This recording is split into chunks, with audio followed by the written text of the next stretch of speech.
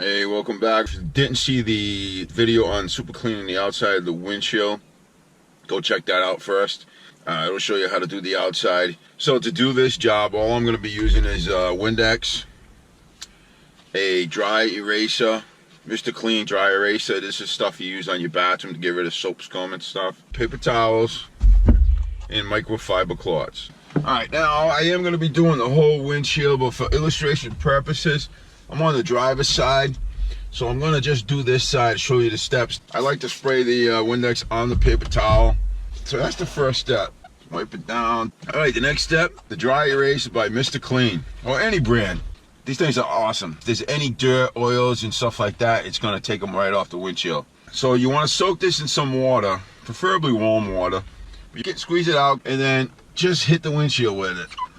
Because if you don't have one of these, you can use rubbing alcohol. It's not as good, but at least the rubbing alcohol will get any oils that are on the windshield off. Alright, final step. Take some paper towel, a little bit more Windex, just wipe it down.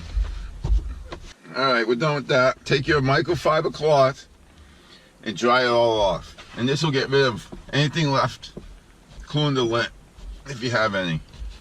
Do a good job, because this is the final step. You get a lot of oil on your windshield, and you're probably wondering, how does the windshield get oily? You know, because I used to think about that too. I'm like, how the hell, nobody touches it. How does it get it oily like that? Well, it's a couple of things. You know, our bodies have oil. We give off, you know, heat and stuff like that. We perspire. All that stuff eventually gets on something. You know what I mean? The other thing is the dashboard.